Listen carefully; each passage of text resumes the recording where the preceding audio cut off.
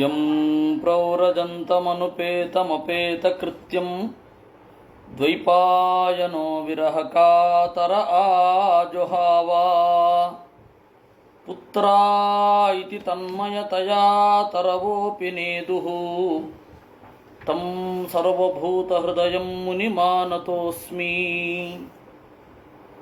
ಯಸ್ಯಾನುಭಾವಮಖಿಲಶ್ರುತಿಸಾರಮೇಕಂ ಅಧ್ಯಾತ್ಮದೀಪಮತಿತಿತೀರ್ಷತಾಂ ತಮೋಂಧಂ ಸಂಸಾರಿಣಾಂ ಕರುಣಯಾಃ ಪುರಾಣಗುಹ್ಯಂ ತಂ ವ್ಯಾಸಸೂನುಮುಪಯಾಮಿ ಗುರುಂ ಮುನೀನಾಂ ನಾರಾಯಣಂ ನಮಸ್ಕೃತ್ಯ ನರಂ ಚೈವ ನರೋತ್ತಮಂ ದೇವೀಂ ಸರಸ್ವತೀಂ ವ್ಯಾಸಂ ತತೋ ಗ್ರಂಥಮುದೀರಯೇ ವಿಜಾನತಾಮವಿತ್ತಸ್ಯ ಮಧ್ವಸ್ಯ ಜಗತಿ ಗುರೋಃ ಪೂರ್ವಾಚಾರ್ಯಮಹಿಷ್ಠಾನಾಮಿಯಂ ಪ್ರಣತಿಮಾಲಿಕಾ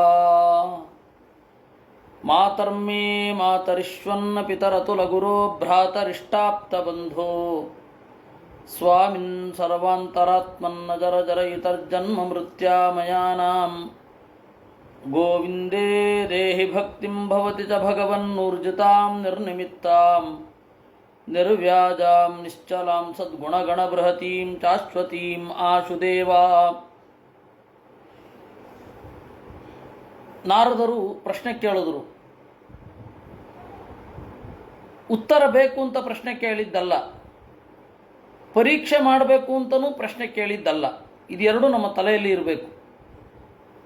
ಪ್ರಶ್ನೆ ಏನು ಅಂತ ನೋಡಿದ್ದೇವೆ, ಉತ್ತರವನ್ನು ಕೊಡುವಾಗ ಮತ್ತೆ ಅದರ ಆವೃತ್ತಿ ಆಗ್ತದೆ. ಆವಾಗ ಅಲ್ಲಿ ನೋಡುವ. ಇರೋದು ಹೀಗೆ, ತನ್ನಿಶಮ್ಯ ಎಲ್ಲ ಹರಿಯೇಶ್ವರು ಕೂಡ ಅದನ್ನು ಕೇಳಿದರು, ಕೂಡಲೇ ಅರ್ಥ ಮಾಡಿಕೊಂಡ್ರು. ಯಾಕೆ ಅಂದರೆ ಔತ್ಪತ್ತಿಕ ಮನೀಷಯ, ಸಹಜವಾದ ಬುದ್ಧಿಶಕ್ತಿ ಅವರಿಗಿತ್ತು. ಔತ್ಪತ್ತಿಕ ಅಂತಂದರೆ ಸಹಜ ಅಂತ ಅರ್ಥ. ಉತ್ಪತ್ತ್ಯಾ ಸಹ ವರ್ತಮಾನ ಔತ್ಪತ್ತಿಕಿ ಅಂತ ಕರೀತಾರೆ.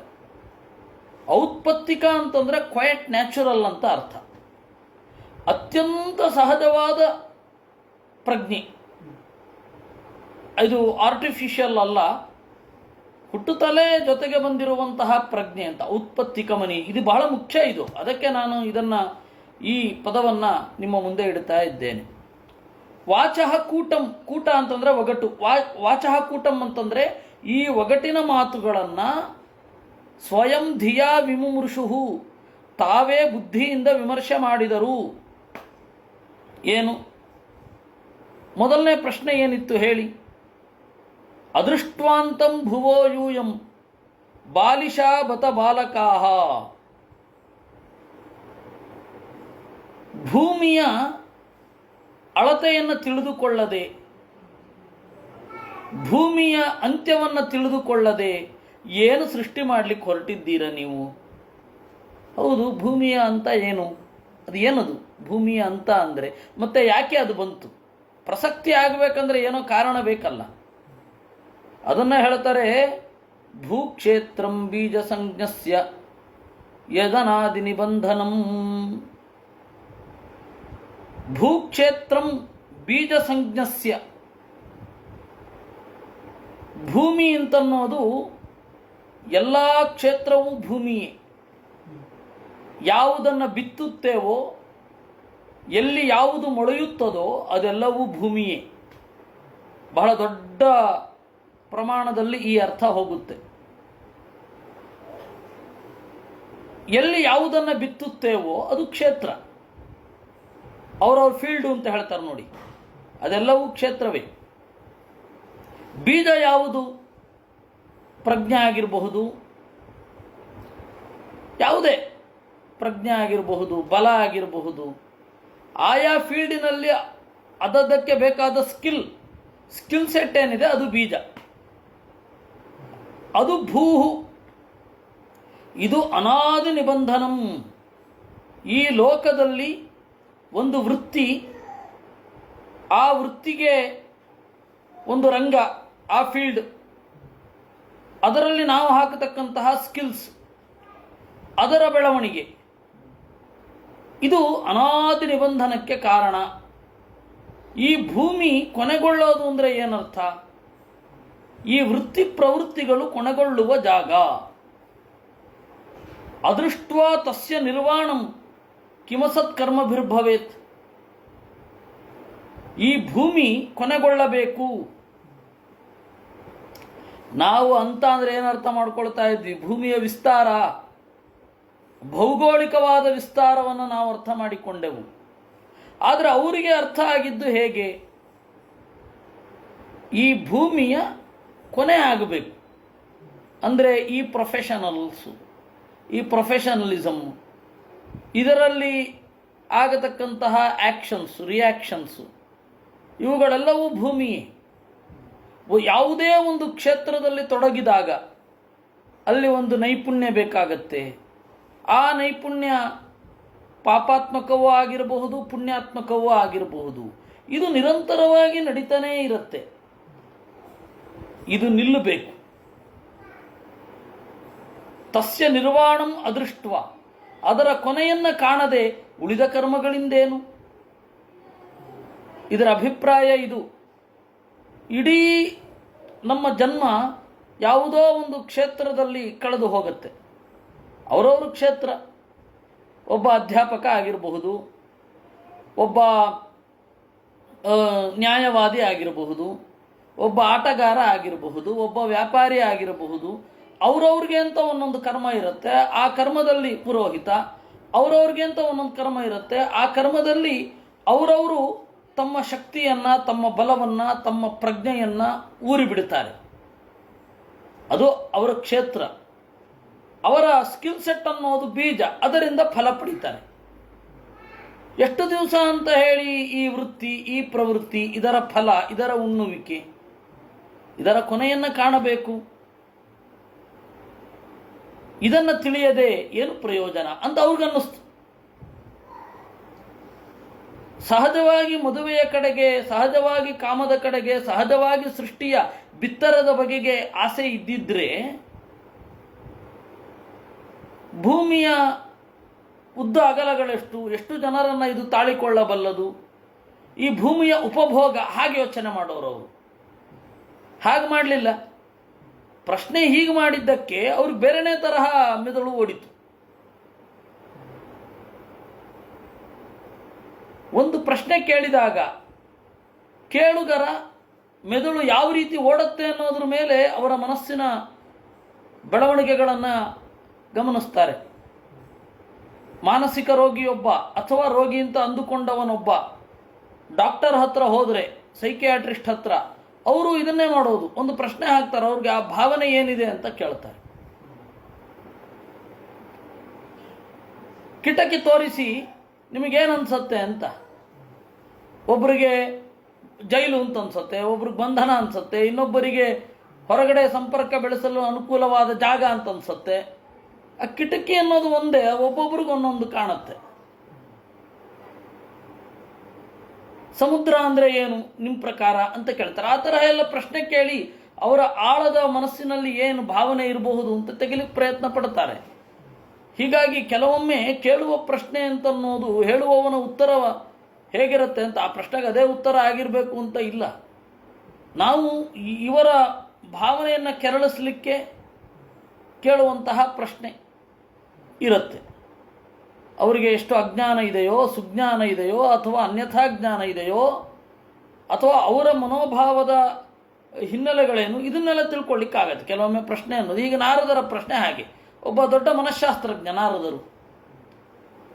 ಇನ್ನು ಎರಡನೆಯದ್ದು ಅದೃಷ್ಟ್ವಾಂತಂ ತಥೈಕ ಪುರುಷಂ ರಾಜ್ಯಂ. ಒಂದು ದೊಡ್ಡ ರಾಜ್ಯ ಇದೆ, ಅದರಲ್ಲಿ ಒಬ್ಬನೇ ಗಂಡಸು, ಇನ್ಯಾರು ಪುರುಷರೇ ಇಲ್ಲ. ಯಾವುದದು? ಅವರು ಯೋಚನೆ ಮಾಡಿದ್ರು.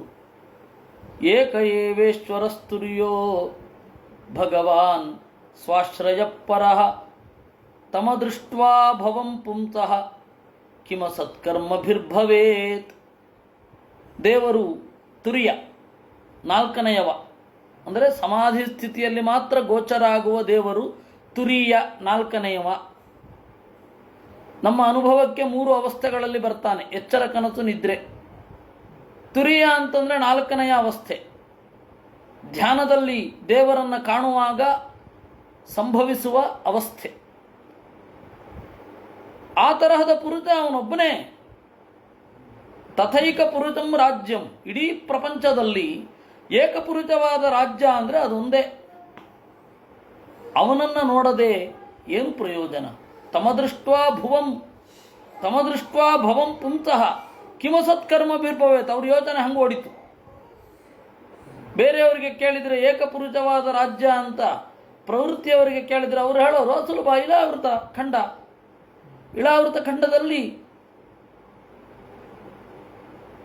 ಭವಃ ಏಕಏವ ಪುರುಷ, ಸದಾಶಿವ ಒಬ್ಬ ಮಾತ್ರ ಪುರುಷ ಅಂತ ಅವರು ಹಾಗೆ ಯೋಚನೆ ಮಾಡೋರು.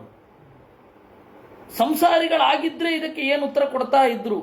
ಸಹಜವಾದ ಬಯಕೆ ಆಗಿದ್ದರೆ ಏನು ಉತ್ತರ ಕೊಡ್ತಾ ಇದ್ರು? ಇವರಿಗೆ ಈ ಬಯಕೆ ಇದ್ದದ್ದಕ್ಕೆ ಏನು ಉತ್ತರ ಕೊಡ್ತಾರೆ ಅಂತ. ಅದಕ್ಕೆ ನೋಡಿ, ಎಲ್ಲ ಪ್ರಶ್ನೆಗಳು ಕೂಡ ಭೂಮಿಯ ಅಂತ ಯಾವುದು, ಏಕಪುರುಷ ರಾಜ್ಯ ಯಾವುದು, ಹೀಗೆ ಕೇಳ್ಕೊಂಡು ಹೋಗ್ತಾ ಇದ್ದಾರೆ. ಪುಮ ಬಿಲಂಚ ಅದೃಷ್ಟ ನಿರ್ಗಮಂ ಅಂತ ಮೂರನೇ ಪ್ರಶ್ನೆ. ಒಮ್ಮೆ ಹೋದರೆ ಮರಳಿ ಬಾರದ ಬಿಲ ಯಾವುದು?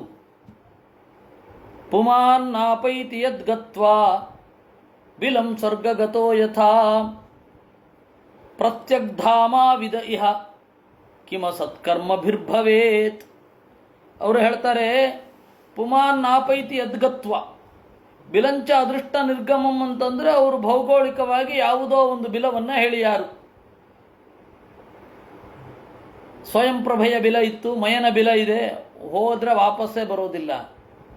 ಸಮುದ್ರದ ಒಳಗಣ ದಾರಿ ಉಂಟು, ಅದರ ಒಳಗಡೆ ಹೋದರೆ ವಾಪಸ್ ಬರೋದೇ ಇಲ್ಲ ಅಂತ ಹೇಳಬಹುದಿತ್ತು. ಆದರೆ ಅವರು ಯೋಚನೆ ಮಾಡಿದ್ದು ಬೇರೆ ರೀತಿ. ಬಿಲದ ಒಳಗಡೆ ಹೋದವರು ಮತ್ತೆ ಬರದೇ ಇರೋದು ಯಾವುದು ಅಂದರೆ ಪ್ರತ್ಯಗ್ಧಾಮ, ದೇವರ ಮನೆ. ಅತ್ಯಂತ ಹತ್ತಿರದಲ್ಲಿರುವ ದೇವರ ಧಾಮ ಮನೆ. ಅದನ್ನು ತಿಳಿಯದಿದ್ದರೆ, ಅದನ್ನು ನೋಡದಿದ್ದರೆ ಕಿಮಸತ್ಕರ್ಮಭಿರ್ಭವೇತ್, ತಪಸ್ಸಿನ ಪ್ರಯೋಜನ ಏನು? ಅಂತಿಮವಾಗಿ ಅದಲ್ವಾ. ಇನ್ನು ಪುಮಾಂಸಂ ಪುಂಶ್ಚಲೀಪತಿಂ ಅಂತ, ಬಹುರೂಪಾಂ ಸ್ತ್ರಿಯಂ ಚಾಪಿ ಪುಮಾಂಸಂ ಪುಂಶ್ಚಲೀಪತಿಂ. ಬಹುರೂಪಾಂ ಸ್ತ್ರೀಯಂ, ಒಬ್ಬಳು ಹೆಣ್ಣಿದ್ದಾಳೆ, ಚಕಚಕನೆ ವೇಷ ಬದಲಾಯಿಸ್ತಾ ಇರ್ತಾಳೆ. ಅವಳು ಗೊತ್ತಾ ನಿಮಗೆ ಯಾರು ಅಂತ?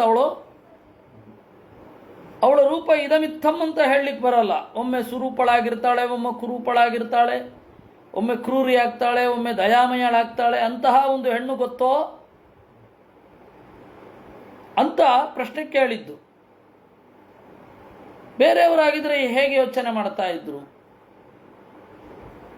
ಬೇರೆ ತರಹ ಹೇಳ್ತಾ ಇದ್ರು. ಇವ್ರದ್ದು ತಲೆ ಓಡಿದ್ದು ಬೇರೆ ರೀತಿ. ನಾನಾ ರೂಪಾತ್ಮನೋ ಬುದ್ಧಿ ಸ್ವೈರಿಣೀವ ಗುಣಾನ್ವಿತ. ಸತ್ವಗುಣ ರಜೋಗುಣ ತಮೋಗುಣಗಳಿಂದ ಕೂಡಿರುವ ಬುದ್ಧಿ ಏನಿದೆ ಅದನ್ನು ಬಹುರೂಪಾ ಸ್ತ್ರೀ ಅಂತ ಕರೆಯೋದು. ಯಾಕೆಂದರೆ ಅದು ಒಂದೊಂದು ಸರ್ತಿ ಒಂದೊಂದು ತರಹ ಇರುತ್ತೆ. ಬುದ್ಧಿ ಅನ್ನೋದು ಒಮ್ಮೆ ದಯೆಯಿಂದ ಇರುತ್ತೆ, ಒಮ್ಮೆ ಭಕ್ತಿಯಿಂದ ಇರುತ್ತೆ, ಕೆಲವೊಮ್ಮೆ ಪರಮಾತ್ಮನಲ್ಲಿ ಭಕ್ತಿ ಇರುತ್ತೆ, ಕೆಲವೊಮ್ಮೆ ಪರಮಾತ್ಮನಲ್ಲಿ ಒತ್ತಡ ಹಾಕತ್ತೆ. ದೇವರೇ ನನಗೆ ಈ ಕೆಲಸ ಮಾಡಿಕೊಡ್ಲೇಬೇಕು ಅಂತ, ಆಗ ರಜೋಗುಣಗ್ರಸ್ತವಾಗಿದೆ ಅಂತ. ದೇವ್ರನ್ನ ದ್ವೇಷ ಮಾಡುತ್ತೆ, ಅವಾಗ ತಮೋಗುಣಗ್ರಸ್ತವಾಗಿದೆ ಅಂತ. ದೇವ್ರು ಬೇಡಪ್ಪ ಅಂತ ಅನ್ಸುತ್ತೆ. ಎಲ್ಲರಂತೆ ನಾವು ಇರಬಾರದು ಯಾಕೆ ಅಂತ ಅನ್ಸುತ್ತೆ. ಸುಖವಾಗಿ ಎಲ್ಲವನ್ನು ಮರೆತು ಇದ್ದು ಬಿಡೋಣ. ಇದು ನಾನಾ ರೂಪ ಆತ್ಮನೋ ಬುದ್ಧಿ ಸ್ವೈರಿಣೀವ ಗುಣಾನ್ವಿತ. ಇದು ಪಾತರಗಿತ್ತಿಯಂತಹ ಹೆಣ್ಣು. ಪಾತರಗಿತ್ತಿ ಅಂದರೆ ಚಿಟ್ಟೆ ಅಂತ ಅರ್ಥ. ಆದರೆ ಪಾತರಗಿತ್ತಿ ಅಂತ ಹೇಳಿ ತನ್ನಿಷ್ಟ ಬಂದ ಹಾಗೆ ವರ್ತಿಸುವ ಹೆಣ್ಣಿಗೂ ಹೇಳ್ತಾರೆ. ಇದು ಬುದ್ಧಿ. ನೋಡಿ, ಇಲ್ಲಿ ಹೇಳ್ತಾ ಇರೋದು ಹೆಂಗಸನ್ನಲ್ಲ, ಇಲ್ಲಿ ಹೇಳ್ತಾ ಇರೋದು ಬುದ್ಧಿಯನ್ನು, ಬುದ್ಧಿ ಅನ್ನುವ ಹೆಣ್ಣನ್ನು. ಬುದ್ಧಿ ಅನ್ನುವ ಹೆಣ್ಣು ಹೀಗಿರಲ್ಲ ಅಂತ ಹೇಳಲಿಕ್ಕೆ ಬರಲ್ಲ, ಹೀಗಿರ್ತಾಳೆ ಅಂತಲೂ ಹೇಳಲಿಕ್ಕೆ ಬರಲ್ಲ. ನಾನಾ ರೂಪಾತ್ಮನೋ ಬುದ್ಧಿ, ಜೀವನ ಬುದ್ಧಿ ಸತ್ವರಜಸ್ತಮೋ ಗುಣಗಳಿಂದ ಕೂಡಿ ಸ್ವೈರಿಣೀವ ತನ್ನ ಇಷ್ಟ ಬಂದ ಹಾಗೆ, ಖುಷಿ ಬಂದ ಹಾಗೆ ನಡೆಯುವ ಹೆಣ್ಣಿನ ರೀತಿ ಇರುತ್ತೆ. ತನ್ನಿಷ್ಠಾಂ ಅಗತಸ್ಯೇಹ, ಆ ಬುದ್ಧಿಯನ್ನ ಕೊನೆಗಾಣಿಸಬೇಕು. ಕಿಮಸತ್ ಕರ್ಮಭಿರ್ಭವೇತ್, ನಮ್ಮ ಬುದ್ಧಿಯನ್ನು ನಾವು ನಿಯಂತ್ರಣ ಮಾಡಿಕೊಳ್ಳದಿದ್ದರೆ ಉಳಿದ ಕರ್ಮಗಳಿಂದೇನು? ಈ ಬುದ್ಧಿಯನ್ನು ನಿಯಂತ್ರಣ ಮಾಡಿಕೊಳ್ಳೋದು ಅಂತಂದರೆ ಬುದ್ಧಿ ಹಲವಾರು ಗುಣಗಳನ್ನು ತಳೆಯದೇ ಇರಬೇಕು. ನಮ್ಮ ಬುದ್ಧಿ ಸತ್ವರಜಸ್ತಮೋ ಗುಣಗಳ ಬೇರೆ ಬೇರೆ ರೀತಿಯಾದ ಒಂದು ಬಳಕೆಗೆ ಒಳಗಾಗದಂತೆ ತಡೆಯಬೇಕಾದರೆ ಮುಕ್ತರಾಗಬೇಕು. ಮುಕ್ತರಾದವರ ಬುದ್ಧಿ ಪ್ರಾಕೃತವಾಗಿರೋಲ್ಲ, ಅದರಿಂದಾಗಿ ನಮ್ಮ ಬುದ್ಧಿ ಬೇರೆ ಬೇರೆ ತರಹ ಓಡಲ್ಲ. ಅದರಿಂದ ಉಳಿದದ್ದನ್ನು ಕಟ್ಕೊಂಡು ಏನು ಮಾಡೋಣ ಅಂತ ಅನ್ನಿಸ್ಬಿಡ್ತು ಅವರಿಗೆ. ಇನ್ನು ಪುಮಾಂಸಂ ಪುಂಶ್ಚಲಿ ಪತಿಂ, ಪುಂಶ್ಚಲಿ ಅಂತಂದರೆ ಪುಮಾಂಸಂ ಪ್ರತಿ ಚಲತಿ ಇತಿ ಪುಂಶ್ಚಲಿ ಅಂತ. ಹಲವಾರು ಗಂಡಸರ ಹಿಂದೆ ಹೋಗುವ ಹೆಣ್ಣು ಪುಂಶ್ಚಲಿ, ಬೆಲೆವೆಣ್ಣು ಅಥವಾ ಕರೆವೆಣ್ಣು, ಅಭಿಸಾರಿಕಾ ಅಂತ ಹೇಳ್ತಾರೆ ಸಂಸ್ಕೃತದಲ್ಲಿ. ಅಭಿಸಾರಿಕಾ ಅಂತ ಹೇಳಿದರೆ ಕರೆದ ಕಡೆ ಹೋಗುವವಳು ಅಂತ. ತಾನೇ ಮುಂದಾಗಿ ಗಂಡಿನ ಮೇಲೆ ಬೀಳುವವಳು ಅಭಿಸಾರಿಕೆ. ಪಾಪ ಗೊತ್ತಿಲ್ಲದೆ ಹೆಸರಿಟ್ಬಿಡ್ತಾರೆ ರೀ, ಹೀಗೆ ಬಹಳ ಡಿಫ್ರೆಂಟ್ ಆಗಿ ಕೇಳುತ್ತೆ ಅಂತ ಹೇಳಿ ತಮ್ಮ ಹೆಣ್ಣು ಮಕ್ಕಳಿಗೆ ಈ ಹೆಸರಿಟ್ಬಿಡ್ತಾರೆ. ಪಾಪ ಅವ್ರಿಗೆ ಗೊತ್ತಿಲ್ಲ, ನೋಡ್ತಾರೆ ಗೂಗಲ್ ಗುರು ಇದ್ದಾನಲ್ಲ, ಅವ್ನು ನೋಡೋದು ಇಡೋದೆ, ಅರ್ಥ ಬೇಕು ಅಂತಿಲ್ಲ. ಇರಲಿ, ಪುಂಶ್ಚಲಿ ಅಭಿಸಾರಿಕೆಯ ಗಂಡ ಗೊತ್ತಾ ನಿಮಗೆ? ಅದಕ್ಕೆ ಅವರು ಯೋಚನೆ ಮಾಡಿದ್ರು, ತತ್ಸಂಗಭ್ರಂಶಿತೈಶ್ವರ್ಯಂ ಸಂಸರಂತಂ ಕುಭಾರ್ಯವತ್ ತದ್ಗತಿರಬುಧಸ್ಯೇಹ ಕಿಮ ಸತ್ಕರ್ಮಭಿರ್ಭವೇತ್. ಈ ತರಹದ ಬುದ್ಧಿಯ ಒಡೆಯ, ಅದು ಹೆಣ್ಣಾಗಿರಬಹುದು ಗಂಡಾಗಿರಬಹುದು, ಅವರೆಲ್ಲರೂ ಪುಂಶ್ಚಲಿಪತಿಯೇ. ಹೆಣ್ಣು ಕೂಡ ಹೆಣ್ಣಿನ ಗಂಡನೇ. ಹೇಗೆ?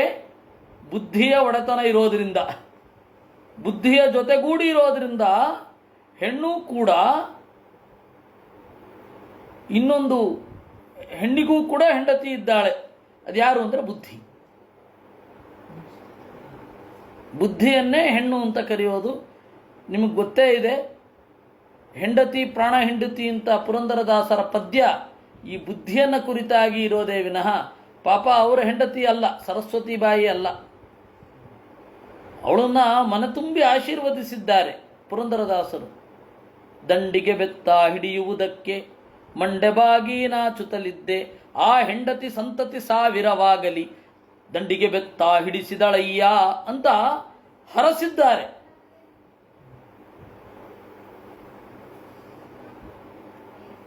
ಇಂತಹ ಹೆಂಡತಿ ಯಾರಿಗೆ ಸಿಗಬೇಕು? ಇವರು ಸಾವಿರ ಆಗಲಿ, ಗಂಡನನ್ನ ವೈರಾಗ್ಯದ ಮಾರ್ಗದಲ್ಲಿ ನಡೆಸಿದವಳು ಅಂತ ಹೇಳಿ ಸಂತೋಷದಿಂದ ತಮ್ಮ ಹೆಂಡತಿಯನ್ನ ಹರಸಿದ್ದಾರೆ. ಇವಳಿಂದ ನನಗೆ ಒಳ್ಳೆ ದಾರಿ ಹಿಡಿಯೋ ಹಾಗಾಯ್ತು ಅಂತ. ಅಂದ್ರೆ ಗೊತ್ತಾಯ್ತು ಈಗ, ಹೆಂಡತಿ ಪ್ರಾಣ ಹೆಂಡತಿ ಅಂದ್ರೆ ಒಳ್ಳೆಯ ಇದು ಪ್ರತಿಯೊಬ್ಬರ ಬುದ್ಧಿ. ಅವನು ಪುಂಶ್ಚಲಿಪತಿ, ಅಭಿಸಾರಿಕೆಯ ಗಂಡ. ಎಲ್ಲೆಲ್ಲೋ ಓಡ್ತಾ ಇರ್ತಾಳೆ, ಅಹಿತವಾದ ಕಡೆಯಲ್ಲೆಲ್ಲ ಹೋಗಿಬಿಡ್ತಾಳೆ. ಈ ಬುದ್ಧಿ ನಮಗೆ ಹಿತವಲ್ಲದ್ದನ್ನ ಸ್ವೀಕರಿಸುತ್ತೆ. ಬೌದ್ಧಿಕವಾಗಿ ಅದು ಸರಿಯಾಗಿ ಕಾಣುತ್ತೆ, ಆದರೆ ಅದು ನಿಜವಾಗಿಯೂ ಸರಿಯಾಗಿ ಇರೋದಿಲ್ಲ.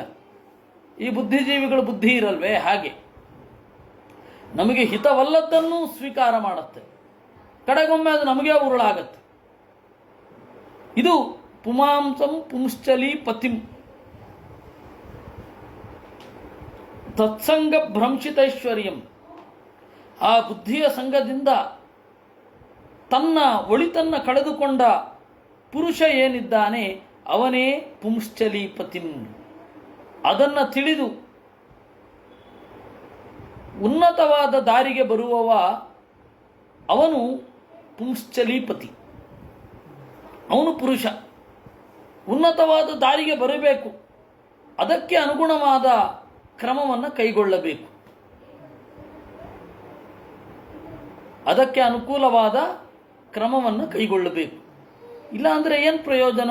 ಕಿಮಸತ್ ಕರ್ಮಭಿರ್ಭವೇತ್, ಇದು ಕಿಮಸತ್ ಕರ್ಮಭಿರ್ಭವೇತ್ ಅನ್ನೋದು ಕೋರಸ್ ಇದ್ದ ಹಾಗೆ, ಎಲ್ಲ ಕಡೆ ಅದೇ. ಉಳಿದ ಕೆಲಸಗಳನ್ನು ಕಟ್ಟಿಕೊಂಡೇನು. ಆಮೇಲೆ ನದೀಂ ಉಭಯತೋ ವಾಹಾಂ, ನದೀಂ ಉಭಯತೋ ವಾಹಾಂ. ಸಾಮಾನ್ಯವಾಗಿ ನದಿ ಒಂದು ಪಾತ್ರದಲ್ಲಿ ಒಂದೇ ಕಡೆಗೆ ಹರ್ಕೊಂಡು ಹೋಗುತ್ತೆ. ಒಂದೋ ಪೂರ್ವದ ಕಡೆಗೆ, ಒಂದೋ ಪಶ್ಚಿಮದ ಕಡೆಗೆ, ಒಂದೋ ದಕ್ಷಿಣದ ಕಡೆಗೆ, ಒಂದೋ ಪಶ್ಚಿಮದ ಕಡೆಗೆ ಹರ್ಕೊಂಡು ಹೋಗ್ತಾ ಇರುತ್ತೆ, ಉತ್ತರದ ಕಡೆಗೆ. ಈ ನದಿ ಹಾಗಲ್ಲ, ಬೆಂಗಳೂರಿನ ಟ್ರಾಫಿಕ್ಕಿನ ತರಹ ಎರಡೂ ಕಡೆ ಹೋಗ್ತಾ ಇರುತ್ತೆ. ನದೀಂ ಉಭಯತೋ ವಾಹಾಂ, ದ್ವಿಮುಖ ಪ್ರವಾಹ ಇರುವ ನದಿ ಯಾವುದಿದು ಅಂತ ಕೇಳಿದ್ರು. ನಮ್ಮ ಬೆಂಗಳೂರಿನವರಾಗಿದ್ದರೆ ಹೇಳೋರು, ಎಲ್ಲೆಲ್ಲಿ ಟೂವೇ ಅವಕಾಶ ಇದೆಯೋ ಅದೆಲ್ಲ ನದೀಂ ಉಭಯತೋ ವಾಹಾಂ ಅನ್ನೋರು. ಹಾಗಲ್ಲ, ಅವರು ಏನು ಯೋಚನೆ ಮಾಡಿದರು ಅಂದರೆ, ಸೃಷ್ಟ್ಯಪ್ಯಯ ಕರೀಂ ಮಾಯಾಂ ವೇಲಾಕೂಲಾಂತಗಾಮಿನೀಂ. ಸೃಷ್ಟಿ ಮತ್ತು ಸೃಷ್ಟಿಯ ಜೊತೆಗೆ ಆಗುವಂತಹ ಪ್ರಳಯ. ಸೃಷ್ಟಿ ಅಪ್ಯಯಕರೀಂ ಮಾಯಾಂ, ಈ ದೇವರ ಕ್ರಿಯೆ ಸೃಷ್ಟಿ ಅಂತನ್ನೋದು ಜೊತೆಗೆ ಪ್ರಳಯವನ್ನು ಹೊಂದಿರುತ್ತೆ. ಆ ತರಹದ ಒಂದು ವಿಚಿತ್ರವಾದ ಪ್ರವಾಹ. ನದೀಂ ಉಭಯತೋ ವಾಹಾಂ ಸೃಷ್ಟ್ಯಪ್ಯಯ ಕರೀಂ ಮಾಯಾಂ ವೇಲಾಕೂಲಾಂತ ವೇಗಿತಾಂ. ಕೂಲ ಅಂತಂದರೆ ತೀರ. ಈಗ ಗೊತ್ತಾಯ್ತಲ್ಲ, ಅನುಕೂಲ. ತೀರದ ಹತ್ತಿರ ಇರುವಂಥದ್ದು ಅನುಕೂಲ. ತೀರ ಅಂದರೆ ಸಿದ್ಧಿ. ಅನುಕೂಲ ಅಂತಂದರೆ ಕಾರ್ಯಸಿದ್ಧಿಗೆ ಹತ್ತಿರ ಆಗತ್ತೆ ಅಂತ ಹಾಗರ್ಥ. ಪ್ರತಿಕೂಲ ಅಂತಂದರೆ ದೂರ ಇದೆ. ಕೂಲ ತೀರ ಅಂದರೆ ಸಿದ್ಧಿ ಕಷ್ಟ. ನನಗೆ ಅವರ ಅನುಕೂಲ, ಹೀಗಾದರೆ ಅನುಕೂಲ ಅಂದರೆ ಸಿದ್ಧಿಗೆ ಹತ್ತಿರ ಅಂತ. ಹಾಗೆ ಅರ್ಥಾದರ್ಥ ಅದು ಇರಲಿ. ಸೃಷ್ಟ್ಯಪ್ಯಯ ಕರೀಂ ಮಾಯಾಂ ವೇಲಾಕೂಲಾಂತ ಗಾಮಿನೀಂ. ಅದರ ಇತಿಮಿತಿಗಳನ್ನು ಇಟ್ಟುಕೊಂಡು ಸೃಷ್ಟಿ ಮತ್ತು ನಾಶ ಎರಡನ್ನೂ ಒಟ್ಟಿಗೆ ಹೊಂದಿರುತ್ತೆ ಅಲ್ವಾ? ನೀವು ಸೃಷ್ಟಿಯಲ್ಲಿ ಸೃಷ್ಟಿಯನ್ನು ನೋಡಬಹುದು, ಸೃಷ್ಟಿಯಲ್ಲಿ ಪ್ರಳಯವನ್ನು ನೋಡಬಹುದು. ಸೃಷ್ಟಿಯಲ್ಲಿ ಸೃಷ್ಟಿ ಹೇಗೆ ಅಂತಂದರೆ, ನೀವು ತಂದೆಯಾಗಿ ಎಷ್ಟು ವರ್ಷ ಆಯಿತು? ಮಗು ಹುಟ್ಟಿದ ಮೇಲೆ ತಾನೇ ತಂದೆ ಆಗೋದು. ಮಗುವಿನ ವಯಸ್ಸು ಎಷ್ಟಿರುತ್ತೋ ಅಷ್ಟೇ ತಂದೆಯ ವಯಸ್ಸು ಕೂಡ. ಇದು ಸೃಷ್ಟಿಯಲ್ಲಿ ಸೃಷ್ಟಿ. ಮಗು ಹುಟ್ಟುವ ಮೊದಲು ಅವನು ತಂದೆ ಆಗಿರಲಿಲ್ಲ. ಹೀಗಾಗಿ ನೀವು ತಂದೆಯಾಗಿ ಎಷ್ಟು ವರ್ಷ ಆಯಿತು ಅಂತಂದರೆ 3 ವರ್ಷ ಅಂತ ಅನ್ಬೇಕು, 4 ವರ್ಷ ಅಂತ ಅನ್ಬೇಕು. ಅಂದರೆ ಎಷ್ಟು ಮಗುವಿಗೆ ಎಷ್ಟು ವರ್ಷ ಆಗಿರುತ್ತೋ ಅಷ್ಟು ವರ್ಷ. ಇದು ಸೃಷ್ಟಿಯಲ್ಲಿ ಸೃಷ್ಟಿ. ಸೃಷ್ಟಿಯಲ್ಲಿ ನಾಶ. ಸೃಷ್ಟಿ ಅನ್ನೋದೇನಿದೆ ಪ್ರಳಯದ ನಾಶ ಅಲ್ವೇ? ಪ್ರಳಯ ಅನ್ನೋದು ಸೃಷ್ಟಿಯ ನಾಶ ಅಲ್ವೇ? ಪ್ರಳಯದ ಪ್ರಳಯ ಅಂತಂದರೆ ಸೃಷ್ಟಿ ಅಲ್ವೇ? ಅದರಿಂದಾಗಿ ಯಾವುದು ಏನು, ಯಾವುದನ್ನು ಏನು ಬೇಕಾದರೂ ನೋಡಬಹುದು. ಯಾವುದೇ ಒಂದು ಸಂಗತಿಯನ್ನು ಎರಡೂ ಆಯಾಮಗಳಲ್ಲಿ ಕಾಣಬಹುದು. Multiple dimensions we can see at same time. ಸಮಾನವಾದ ಸಮಯದಲ್ಲಿ ಎರಡು ವಿರುದ್ಧವಾದ ಕ್ರಿಯೆಯನ್ನು ಒಟ್ಟಿಗೆ ನೋಡಬಹುದು. ಇದು ಪ್ರಪಂಚದ ಸ್ಥಿತಿ. ಅಂದರೆ ಏನು? ನಾವು ಸೃಷ್ಟಿ ಮಾಡಲಿಕ್ಕೆ ಹೊರಟ್ರೆ ನಮ್ಮ ಸಾಧಕತ್ವದ ನಾಶ ಅಂತ ಅವ್ರಿಗೆ ತಲೆಗೆ ಬಂತು. ಈ ಪ್ರತಿಯೊಂದು ಪ್ರಶ್ನೆಯಲ್ಲಿಯೂ ಒಬ್ಬ ಕಾಮನ್ ಮ್ಯಾನ್ ಯಾವ ರೀತಿ ಯೋಚನೆ ಮಾಡ್ತಾನೆ, ಹರಿಯೇಶ್ವರು ಯಾವ ರೀತಿ ಯೋಚನೆ ಮಾಡಿದ್ರು, ಅನ್ನೋದು ನಮಗೆ ಮುಖ್ಯ ಆಗತ್ತೆ. ಇದು ತೀರಾ ಪ್ರಶ್ನೆ. ಈ ಪ್ರಶ್ನೆ ಮಾಡಿದ ಕೂಡಲೇ ಅವರು ಎಲ್ಲವನ್ನ ಬಿಟ್ಟು ಹೋಗುವಂಥದ್ದೇನೂ ಇರಲಿಲ್ಲ. ಅದನ್ನು ತಲುಪಬೇಕು ಅಂತ ತವಕ ಶುರು ಆಗಿ ಹೋಯಿತು, ಬೇರೆ ಏನಿಲ್ಲ. ಇನ್ನು ಮತ್ತಸ್ಯ ತದ ವಿಜ್ಞಾನಾತ್ ಕಿಮ ಸತ್ಕರ್ಮ ಬಿರ್ಭವೇತ್. ಯಾವುದೇ ಒಂದು ಕ್ರಿಯೆಯ ಎರಡೂ ಮುಖಗಳನ್ನು ನೋಡದವನಿಗೆ ಉಳಿದ ಕರ್ಮಗಳಿಂದೇನು? ಪ್ರಮತ್ತಸ್ಯ ಮೈಮರತವ. ಹುಟ್ಟು ಹಬ್ಬದ ಸಂಭ್ರಮದಲ್ಲಿ ಮೈಮರೆಯುವವನಿಗೆ ತಲೆ ಇರಬೇಕಲ್ವಾ, ಸಾವಿಗೆ ಹತ್ರ ಆಗ್ತಾ ಇದ್ದೀನಿ ಅಂತ. ಅದಕ್ಕೆ ಮತ್ತಸ್ಯ ಅಂತ ಮೈಮರತವ. ಪಂಚವಿಂಶತಿ ತತ್ವಾನಾಂ ಪುರುಷೋದ್ಭುತ ದರ್ಶನಃ ಅಧ್ಯಾತ್ಮಂ ಅಬುಧಸ್ಯೇಹ ಕಿಮ ಸತ್ಕರ್ಮಭಿರ್ಭವೇತ್. ಪಂಚಾದ್ಭುತಂ ಗೃಹಂ. ಐದೈದಿರುವ ಚಂದದ ಮನೆ. ಯಾವುದದು? ಐದೈದುಗಳಿರುವ ಪಂಚ ಮನೆ. 25 ತತ್ವಗಳಲ್ಲಿ ಇದೆಯಲ್ಲಪ್ಪ, ಇದೇ ಮನೆ. ಗೊತ್ತಾಯ್ತಾ? ಗುಣನಿಧಿಯೇ ನಿನ್ನ ಎತ್ತಿಕೊಂಡಿದ್ದರೆ ಮನೆಯ ಕೆಲಸವನ್ನು ಮಾಡುವರಾರು? ದೇವರು ಹೃದಯದಲ್ಲಿ ತೋರ್ತಾ ಇದ್ರೆ ದೇಹದ ಕೆಲಸವನ್ನೆಲ್ಲ ಮರ್ತೇ ಬಿಡ್ತಾರೆ. ಒಂದರ್ಥ ಯಶೋದೆ ಹೇಳ್ತಾಳೆ, ಮಗು ಮಲಗದೆ ಹೋದರೆ ಮನೆ ಕೆಲಸ ಮಾಡೋದು ಕಷ್ಟ, ಒಂದರ್ಥ. ಎರಡನೆಯದ್ದು ಸಾಧಕನ ಬಯಕೆ ಬೇಕು, ಅದು ಮಗು ಹೇಳಬೇಕು. ಹೀಗಾಗಿ ಜೋಜೋ ಅಂತ ಅನ್ನೋದೇನಿದೆ ಅದು ಇನ್ನೊಂದು ಆಯಾಮ ತಗೊಂಡ್ಬಿಡುತ್ತೆ, ಎಬ್ಸೋದಾಗತ್ತೆ, ದೇವರನ್ನ ಮಲಗಿಸೋದಲ್ಲ. ಈ ತರಹದ ಒಂದು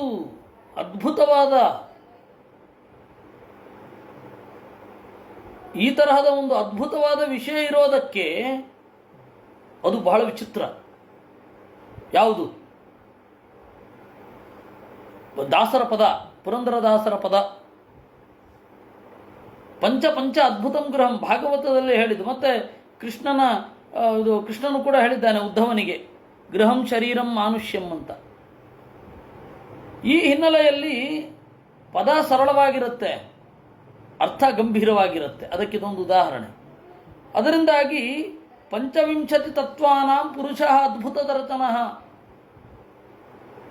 5 ಇರುವಂತಹ ಅದ್ಭುತವಾದ ಮನೆ.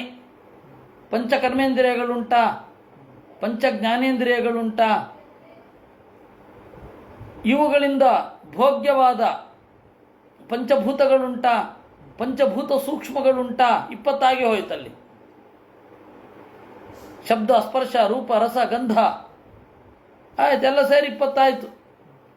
ಇದನ್ನು ಬೇರೆ ಬೇರೆ ಅವಸ್ಥೆಯಲ್ಲಿ ತಂದುಕೊಡುವಂತಹ ಗುಣತ್ರಯಗಳುಂಟಾ? 23 ಆಯಿತು.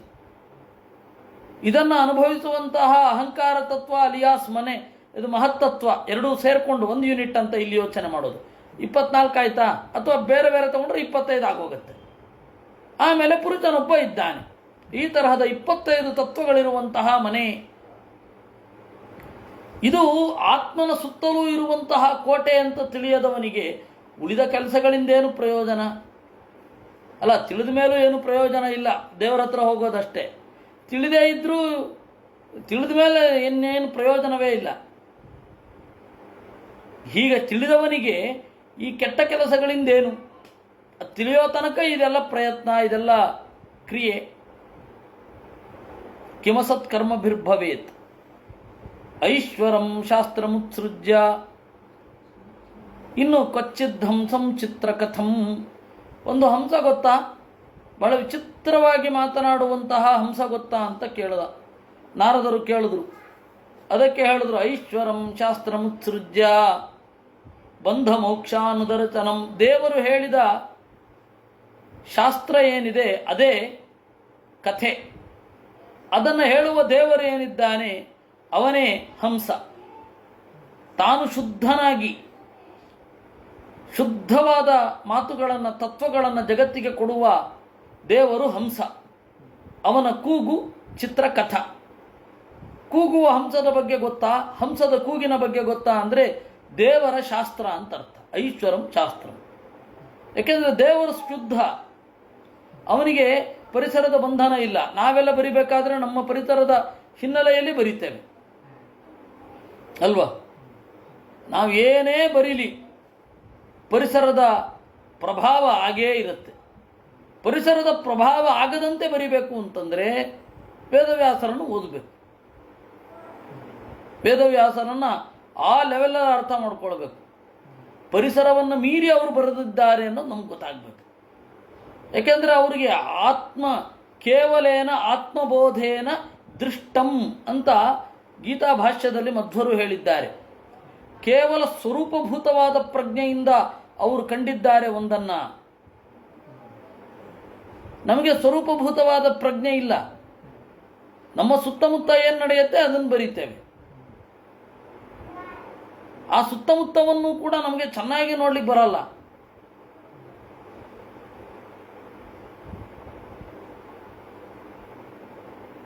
ನಮ್ಮ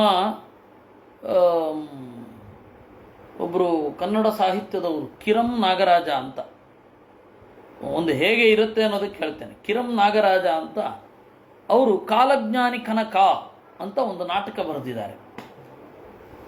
ಅವ್ರ ಬಗ್ಗೆ ಭಾರಿ ಎಲ್ಲ ಬಿಲ್ಡಪ್ಸು, ಹಾಗಿದ್ದಾರೆ ಹೀಗಿದ್ದಾರೆ ಇದು ಅದು. ನನಗೆ ಎಲ್ಲ ಸೋಕಾಲ್ಡ್ ಸಾಹಿತಿಗಳ ಮೇಲೆ ನಂಬಿಕೆ ಹೋಯ್ತು. ಸರಿ, ನಾನು ಒಂದು ರೀತಿ ಹಾಗೆ ನಾಸ್ತಿಕ. ಪ್ರಶಸ್ತಿ ಬಂದಿದೆ ಅಂತಂದರೆ, ಡಿಗ್ರಿ ಮುಗಿಸಿದ್ದಾರೆ ಅಂತಂದರೆ ಅವರು ಜ್ಞಾನಿಗಳಿರ್ಲಿಕ್ಕಿಲ್ಲ ಅಂತ ನಾನು ಆ ತರಹದ ನಾಸ್ತಿಕ. ಯಾವ ಡಿಗ್ರಿಯನ್ನು ಒಪ್ಪದ ನಾಸ್ತಿಕ. ದೇವರನ್ನು ನಂಬದವರು ಅವರು, ಡಿಗ್ರಿಯನ್ನು ನಂಬದವನು ನಾನು. ಯಾವ ಡಿಗ್ರಿಯನ್ನು ನಂಬುವಲ್ಲ. ಸರಿ, ಅವರು ಬರೆದದ್ದನ್ನು ನೋಡಿದೆ. ಕಾಲಜ್ಞಾನಿ ಕನಕ ಏನು ಬರೆದಿದ್ದಾರೆ? ಖಂಡಿತ ಮಠದ ವಿರುದ್ಧ ಬಂಡಾಯ ಹೇಳುತ್ತಾನೆ ಅಂತ ಬರೆದಿರ್ತಾರೆ. ಅದು ಸಿದ್ಧ. ಅವರು ಬರಿಬೇಕು ಅಂದರೆ ಪಾಪ ಅದೇ ಬರಿಬೇಕು. ಏನು, ಉಡುಪಿ ಕೃಷ್ಣ ಮಠದಲ್ಲಿ ಇರುವ ಮೊಕ್ತೇತರರು ಧರ್ಮದರ್ಶಿಗಳು, ಹಾಗೊಂದು ಪೋಸ್ಟೇ ಇಲ್ಲ ಅಂತ ಕೂಡ ಗೊತ್ತಿಲ್ಲ ಅವರಿಗೆ. ಬೇರೆ ಎಲ್ಲ ಕಡೆ ಉಂಟು, ಉಡುಪಿಯಲ್ಲಿ ಎಂತಂದ್ರೆ ಅದು 2 ವರ್ಷಕ್ಕೊಮ್ಮೆ ಸ್ವಾಮಿಗಳು ಬರ್ತಾರೆ, ಎಲ್ಲ ಚೇಂಜ್ ಆಗ್ತಾ ಹೋಗ್ತಾ ಇರ್ತಾರೆ. ನನ್ನದು ಅಂತ ಉಸಿರು ಬಿಡ್ಲಿಕ್ಕಿಲ್ಲ, ಇನ್ನೊಬ್ರು ಬಂದ್ಬಿಟ್ಟಿರ್ತಾರೆ. ಯಾರಿಗೂ ಮದೀಯತ್ವ ಭಾವನೆ ಇಲ್ಲ. ಆ ತರಹ ವ್ಯವಸ್ಥೆ ಮಾಡಿ ಹೋಗಿದ್ದಾರೆ ವಾದಿರಾಜರು. ಇನ್ನೇನು ಮುಗೀತು ಅಂತ ಅನ್ಬೇಕಾದ್ರೆ ಇನ್ನೊಬ್ರು ಹಿಂದ್ಗಡೆ ಅವರು ಸಿದ್ಧ ಆಗೋಗಿರ್ತಾರೆ. 1 ವರ್ಷ ಆಗ್ತಿದ್ದ ಹಾಗೆ ಆಯ್ತು, ಇನ್ನೊಂದು ಮುಂದಿನ ಪರ್ಯಾಯದವರು ಅಕ್ಕಿ ಮುಹೂರ್ತ, ಬಾಳೆ ಮುಹೂರ್ತ ಮಾಡ್ತಾ ಇರ್ತಾರೆ. ಅವು ಇದ್ರ ಬಗ್ಗೆ ಎಂಥದೂ ಕಲ್ಪನೆ ಇಲ್ಲ, ಬರೆದಿದ್ದಾರೆ. ಹೀಗಾಗ್ಬಿಡತ್ತೆ. ಅದರಿಂದಾಗಿ ಸುತ್ತಮುತ್ತಲಿದ್ದ ವ್ಯಕ್ತಿಗಳನ್ನು ಕುರಿತ ಚೆನ್ನಾಗಿ ಬರೆದಿರೋಲ್ಲ. ಆದರೆ ಭಗವಂತ ಪರಿಸರವನ್ನು ಮೀರಿ ಯಾವ ರೀತಿ ಬರೆದಿರ್ತಾನೆ, ಎಲ್ಲ ಕಾಲಕ್ಕೂ ಅನ್ವಯವಾಗುವಂತಹ ವಿಚಾರಗಳು. ಇಂತಹ ಕಾಲಕ್ಕೆ ಅನ್ವಯ ಆಗೋದಿಲ್ಲ ಅಂತಿಲ್ಲ. ಇವಾಗ ಶೋಷಿತರು ಅಂತ ಯಾರಿರ್ತಾರೆ, ಶೋಷಿತರು ಅಂತ ಇರ್ತಾರೆ. ಈ ಶೋಷಿತರು ಮುಂದೆ ಶೋಷಕರಾಗ್ತಾರೆ. ಅವಾಗ ಶೋಷಿತರ ಪರವಾಗಿರುವ ಕಾನೂನುಗಳೆಲ್ಲ ಅಸಂಗತ ಆಗತ್ತೆ, ಔಟ್ಡೇಟೆಡ್. ಆದರೆ ನೀವು ಮಹಾಭಾರತದಂತಹ, ಭಾಗವತದಂತಹ ಒಂದು ಕೃತಿರತ್ನ, ರಾಮಾಯಣದಂತಹ ಒಂದು ಕೃತಿರತ್ನ ಯಾವಾಗಲೂ ಕೂಡ ನಿತ್ಯವಾಗಿ ಇರುತ್ತೆ. ಅಲ್ಲಿರ್ತಕ್ಕಂಥದ್ದು ಸಾರ್ವಕಾಲಿಕ ಮೌಲ್ಯ. ಕಾನೂನುಗಳು ಬೆಲೆ ಕಳ್ಕೊಂಡ ಹಾಗೆ ಆ ಕಾನೂನು ಅಂತ ಅಂದ್ಕೊಂಡಿರ್ತಾರೆ. ಆ ಕಾನೂನಿನ ಬಲದಿಂದ ಅಥವಾ ಕಾನೂನಿನ ಮೇಲೆ ಏನು ಆಕ್ರೋಶಗಳಿರುತ್ತೆ, ಆ ಎಲ್ಲ ಕಾಲ ಕಳೆದಂತೆ ಹೊರಟು ಹೋಗುತ್ತೆ. ಅದರಿಂದಾಗಿ ಅದೆಲ್ಲ ಔಟ್ಡೇಟೆಡ್ ಆಗ್ತದೆ. ಈ ಹಿನ್ನೆಲೆಯಲ್ಲಿ ಕ್ವಚಿದ್ ಹಂಸಂ ಚಿತ್ರಕಥಂ ಅಂತ ಹೇಳಿದರೆ ದೇವರ ಶಾಸ್ತ್ರ. ಅದು ಬಂಧ ಯಾವುದು, ಮೋಕ್ಷ ಯಾವುದು, ಬಿಡುಗಡೆ ಯಾವುದು, ಕಟ್ಟು ಯಾವುದು ಅಂತ ತೋರಿಸುತ್ತೆ. ವಿವಿಕ್ತ ಪದಮಜ್ಞಾತ್ವ ಕಿಮ ಸತ್ಕರ್ಮಭಿರ್ಭವೇತ್. ಅದು ನಮ್ಮ ವಿವಿಕ್ತ ಪದ, ನಾವು ನೋಡುವ ಶಾಸ್ತ್ರಕ್ಕಿಂತ ಭಿನ್ನವಾದದ್ದು. ವಿವಿಕ್ತ ಪದ ಅಂದರೆ 2 ಅರ್ಥ. ವಿಚಿತ್ರವಾದ ಶಬ್ದಗಳನ್ನು ಒಳಗೊಂಡದ್ದು ಅಂತ ಒಂದರ್ಥ, ಭಿನ್ನವಾದ ಸ್ಥಾನ ಹೊಂದಿರೋದು ಅಂತ. ಪದ ಅಂದರೆ ಸ್ಥಾನ. ಅದನ್ನು ತಿಳಿಯದಿದ್ದರೆ ಕಿಮಸತ್ಕರ್ಮಭಿರ್ಭವೇತ್, ಉಳಿದ ಕರ್ಮಗಳಿಂದೇನು. ಇನ್ನು ಕ್ಷುರಾಂತಂಚ ಸ್ವಯಂ ಭ್ರಮಿಂ, ಚೂಪಾಗಿರುವ ಚಕ್ರ ಎಲ್ಲವನ್ನ ಕತ್ತರಿಸ್ತಾ ನಡೀತಾ ಇರತ್ತೆ, ಅದು ಕತ್ತರಿಸತ್ತೆ ಅಂತಲೂ ಗೊತ್ತಾಗಲ್ಲ. ಆ ಥರದ್ದು ಒಂದು ಚಕ್ರ ಗೊತ್ತಾ ನಿಮಗೆ ಅಂತ ನಾರದರು ಕೇಳಿದ್ರು. ಕಾಲಚಕ್ರಂ ಭ್ರಮಿಂ ತೀಕ್ಷ್ಣಂ ಸರ್ವಂ ನಿಷ್ಕಷಯ ಜಗತ್. ಕಾಲ ಅನ್ನೋದು ಚಕ್ರ ಎಲ್ಲರನ್ನ ಕತ್ತರಿಸ್ತಾ ಹೋಗ್ತಾ ಇರತ್ತೆ, ಗೊತ್ತೇ ಆಗಿರಲ್ಲ. ಕಾಲೇನ ಅವ್ಯಕ್ತರಂಹತ ಅಂತ ಹೇಳ್ತಾರಲ್ವ. ಸ್ವತಂತ್ರಮಬುಧಸ್ಯೇಹ ಕಿಮ ಸತ್ಕರ್ಮ ಬಿರ್ಭವೇತ್, ಅದನ್ನು ತಿಳಿಯದಿದ್ದರೆ ಉಳಿದ ಕರ್ಮಗಳಿಂದೇನು? ಎಲ್ಲ ಸತ್ಕರ್ಮಗಳು ಕೂಡ ಇವುಗಳನ್ನು ತಿಳಿಯೋದೇ ಆಗಿರುತ್ತೆ. ಶಾಸ್ತ್ರಸ್ಯ ಪಿತುರಾದೇತಂ ಯೋ ನ ವೇದ ನಿವರ್ತಕಂ ಪ್ರಯಯುಸ್ತಂ ಪರಿಕ್ರಮ್ಯ ಕಥಂ ತದನುರೂಪಾಯ ಗುಣವಿಸ್ರಂಭಿಪಕ್ರಮೇತ್. ತಂದೆಯ ಅಣತಿಯನ್ನು ಪಾಲಿಸೋದೋ ಶಾಸ್ತ್ರವನ್ನು ಗೌರವಿಸೋದೋ, ಯಾವುದೇ ಆದೇಶ ಆಗಲಿ ನಿವರ್ತಕ ಆಗತ್ತೆ. ಶಾಸ್ತ್ರದ ಆದೇಶ ಏನು? ನಿವರ್ತಕ, ಹಿಂದೆ ಸರಿರಿ ಬಂಧಕವಾದ ಕರ್ಮದಿಂದ. ತಂದೆಯ ಆದೇಶ ಏನು? ಬಂಧಕವಾದ ಕರ್ಮಕ್ಕೆ ತೊಡಗ್ರಿ. ನಾವು ಇದರಲ್ಲಿ ತೊಡಗಬಾರದು ಅಂತ ಅನ್ನಿಸ್ಬಿಡ್ತು. ನೋಡಿ, ಅದೃಷ್ಟವಾಂತಂ ಭುವೋ ಯೂಯಂ ಭೂಹು ಕ್ಷೇತ್ರಂ ಅಂತ ಹೇಳಿದ್ದಾರೆ ನೋಡಿ. ಭೂಹು ಅಂತಂದರೆ ಕ್ಷೇತ್ರ, ಅಂದರೆ ಲಿಂಗ ಶರೀರ, ಅದರ ಕೊನೆ. ಅದರ ಕೊನೆ ಅಂತಂದರೆ ಒಳ್ಳೆ ಕರ್ಮಗಳಿಂದ ಆಗಬೇಕು. ಅವರು ಯೋಚನೆ ಮಾಡಿದ್ದು ಹೀಗೆ. ಇತಿ ವ್ಯವಸಿತ ರಾಜನ್ ಹರಿಯಶ್ವಾ ಏಕಮೇಧತಃ ಪ್ರಯಯುಸ್ತಂ ಪರಿಕ್ರಮ್ಯ ಪಂಥಾನಮನಿವರ್ತಕಂ. ಈ ರೀತಿಯಾಗಿ ಯೋಚನೆ ಮಾಡೋದು. ನಾರದರು ಪ್ರಶ್ನೆ ಕೇಳಿದ್ದಷ್ಟೇ, ಆ ಉತ್ತರವನ್ನು ಅವರು ಹೇಳಿದ್ರು ಅಂತಲ್ಲ. ಪ್ರಶ್ನೆ ಕೇಳಿದ್ರು, ನಾರದರು ಹೊರಟರು, ಉತ್ತರ ತಿಳ್ಕೊಂಡ್ರು, ಇವರು ಹೊರಟರು. ನಿಮ್ಮ ಮನಸ್ಸಿನ ಗೊಂದಲಗಳು ಕೆಲವೊಮ್ಮೆ ಬೇರೆಯವರು ಹಾಕುವ ಪ್ರಶ್ನೆಗಳಿಂದ ತೀರ್ಮಾನ ಆಗತ್ತೆ ಅಂತ ಇದರ ಸಂದೇಶ. ಆ ತರಹದ ಪ್ರಶ್ನೆ ಹಾಕಬೇಕು. ಅವಾಗ ನಮಗೆ ಸರಿಯಾದ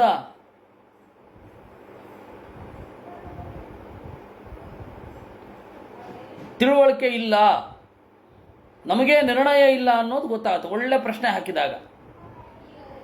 ಅದಕ್ಕೆ ಪ್ರಶ್ನೆ ಹಾಕಲಿಕ್ಕೇನೆ ಟ್ರೈನಿಂಗು ಇರ್ತಿತ್ತು ಮೊದಲು ಪ್ರಾಚೀನ ಭಾರತದಲ್ಲಿ. ತರ್ಕಶಾಸ್ತ್ರ ಇರೋದೇ ಹೆಂಗೆ ಪ್ರಶ್ನೆ ಹಾಕಬೇಕು ಅಂತ. ನ್ಯಾಯ ಸೂತ್ರಗಳು ಹೆಂಗೆ ಪ್ರಶ್ನೆ ಹಾಕಬೇಕು, ಎಲ್ಲಿ ಹಿಡಿಬೇಕು, ಅದಿಲ್ಲ. ಈ ಆಡಿದ್ದೇ ಆಟ, ಮಾತಾಡಿದ್ದೇ ಮಾತು, ಆಡಿದ್ದೇ ಮಾತು ಅಲ್ಲ. ಹೇಗೆ ಅಂತ ಕೇಳಬೇಕು ಸರಿಯಾಗಿ. ಸರಿಯಾಗಿ ಪ್ರಶ್ನೆ ಮಾಡುವವರು ಎದುರುಗಡೆ ಬಂದರೆ ನಮ್ಮ ವೈಚಾರಿಕವಾದ ಪಳ್ಳುತನ ನಮ್ಗೆ ಗೊತ್ತಾಗತ್ತೆ. ಅದಕ್ಕೆ ಒಳ್ಳೆಯ ಪ್ರಶ್ನೆಗಳಿಗೆ ಸ್ವಾಗತವನ್ನು ನೀಡಬೇಕು. ಒಳ್ಳೆಯ ಪ್ರಶ್ನೆ ಕೇಳಲಿಕ್ಕೆ ಅಪಾರವಾದ ಸಂಸ್ಕಾರ ಬೇಕು. ನೋಡಿ, ಅವ್ರು ಪ್ರಶ್ನೆ ಕೇಳಿ ಹೊರಟೋದ್ರು, ಉತ್ತರ ಇವ್ರಿಗೆ ಗೊತ್ತಾಗತ್ತೆ ಅಂತ ಗೊತ್ತಾಯ್ತು ಅವ್ರಿಗೆ. ಅದ್ರ ಬಗ್ಗೆ ತಲೆ ಕೆಡಿಸ್ಕೊಳ್ಳಿಲ್ಲ. ಆ ಉತ್ತರ ಕೇಳೋ ತನಕ ನಿಲ್ಲಲಿಲ್ಲ, ಮೊದಲೇ ಹೊರಟೋಗಿದ್ರು ಪ್ರಶ್ನೆ ಕೇಳಿ. ಇವ್ರು ಉತ್ತರ ತಿಳ್ಕೊಂಡು ಇವ್ರು ಹೊರಟೋದ್ರು. ಪಂಥಾನಂ ಅನಿವರ್ತನಂ, ಮತ್ತೆಂತೂ ತಿರುಗಿ ಬಾರದಂತೆ ಹೊರಟು ಹೋದ್ರು. ಸ್ವರಬ್ರಹ್ಮಣಿ ನಿರ್ಭಾತೆ ಹೃಷಿಕೇಶ ಪದಾಂಬುಜೆ ಅಖಂಡಂ ಚಿತ್ತಮಾವೇಶ್ಯ ಲೋಕಾನ್ ಅನುಚರನ್ ಮುನಿ. ಹೀಗೆ ನಾರದರು ಸ್ವರಬ್ರಹ್ಮಣಿ ನಿರ್ಭಾತೆ. ಸ್ವರಬ್ರಹ್ಮ ಅಂತಂದರೆ ವೇದ, ಹಿರಿದಾದ ಸ್ವರ. ಸ್ವರಬ್ರಹ್ಮಣಿ ಅನ್ನೋದಕ್ಕೆ 10 ಅರ್ಥ ಉಂಟು, 10 ಅರ್ಥ ಉಂಟು ಸ್ವರಬ್ರಹ್ಮಣಿ ಅನ್ನೋದಕ್ಕೆ. ವೇದ ಅಂತ ಈಗ ನಾವು ತಿಳ್ಕೊಳ್ಳಬೇಕಾದ ಅರ್ಥ.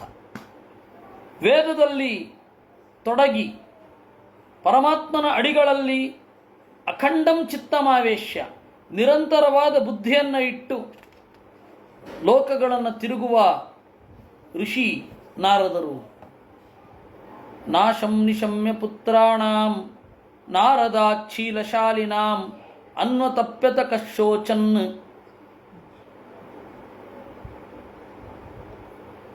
ಸುಪ್ರಜಾಸ್ತ್ವಂ ಶುಚಾಂಪದಂ.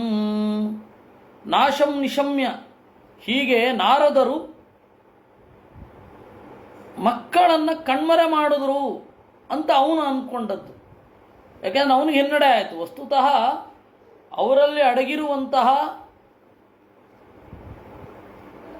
ವೈರಾಗ್ಯ, ಅವರಲ್ಲಿ ಸಹಜವಾಗಿ ಇದ್ದ ನಿವೃತ್ತಿಯ ಮನೋಭಾವ ಹೊರಗಡೆ ಬಂದದ್ದು ನಾರದರ ಪ್ರಶ್ನೆಯಿಂದ.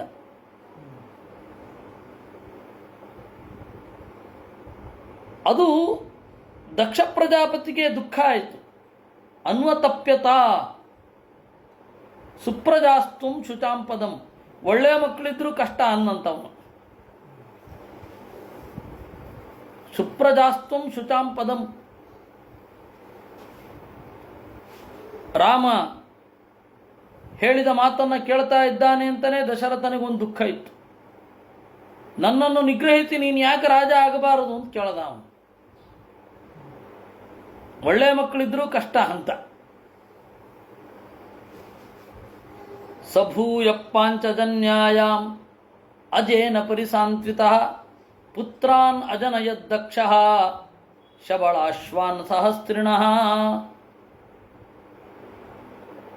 ನಮ್ಮ ಪ್ರಜ್ವಲ್ ಆರ್ಎಂ ಎನ್ನುವವರು ಪ್ರಶ್ನೆ ಗುಣೋದ್ರೇಕಕ್ಕೆ ಕಾರಣ ಎನ್ನಬಹುದಾ ಅನ್ಬಹುದು. ಸಭೂಯ ಪಾಂಚಜನ್ಯಾಯಾಮ್, ಆಮೇಲೆ ಸಭೂಯ ಪಾಂಚಜನ್ಯಾಯಾಮ್, ಪಂಚಜನ ಅನ್ನುವ ಪ್ರಜಾಪತಿಯ ಮಗಳು ಅಸಿಕ್ನಿಯಲ್ಲಿ ಮತ್ತೆ ಮುಂದುವರೆದ ದಕ್ಷ ಪ್ರಜಾಪತಿ. ನಾರದರ ಮೇಲೆ ಸಿಟ್ಟು ಬಂದಿತ್ತು. ಒಂದು ಹಂತದಲ್ಲಿ ರಿಟೈರ್ಡ್ ಆಗಿಬಿಡೋಣ, ನಾನೇನೋ ಕೆಲಸ ಮಾಡೋದು, ಇನ್ಯಾರೋ ಬಂದು ಹಾಳು ಮಾಡೋದು, ಬೇಡವೇ ಬೇಡ ಅಂತಂದಾಗ ಅಜೇನ ಪರಿಸಾಂತ್ವಿತಃ, ಬ್ರಹ್ಮದೇವರು ಬಂದು ಸಂತೈಸಿದ್ರು. ನೀನು ಹೀಗೆ ಹಿಂದೆ ಸರಿದ್ರೆ ಏನಪ್ಪ ಗತಿ ಅಂತ ಸಂತೈಸಿದರು. ಪುತ್ರಾನ್ ಅಜನಯದ್ದಕ್ಷಃ, ಮತ್ತೆ ಮಕ್ಕಳನ್ನ ಹುಟ್ಟಿಸಿದ. ಸೇಮ್ ಶಬಳಾಶ್ವಾನ್ ಸಹಸ್ರಿಣಃ, 1000 ಜನ. ಈ ಸರ್ತಿ ಶಬಳಾಶ್ವರು ಅಂತ. ಹರಿಯಶ್ವ ಅಂದರೆ ಬಿಳಿ ಕುದುರೆಯವರು, ಅಶ್ವ ಅಂದರೆ ಇಂದ್ರಿಯ, ಶುದ್ಧವಾದ ಇಂದ್ರಿಯದವರು. ಶಬಳ ಅಂದರೆ ಮಿಕ್ಸಪ್, ಮಿಶ್ರಣಾದ ಇಂದ್ರಿಯದವರು.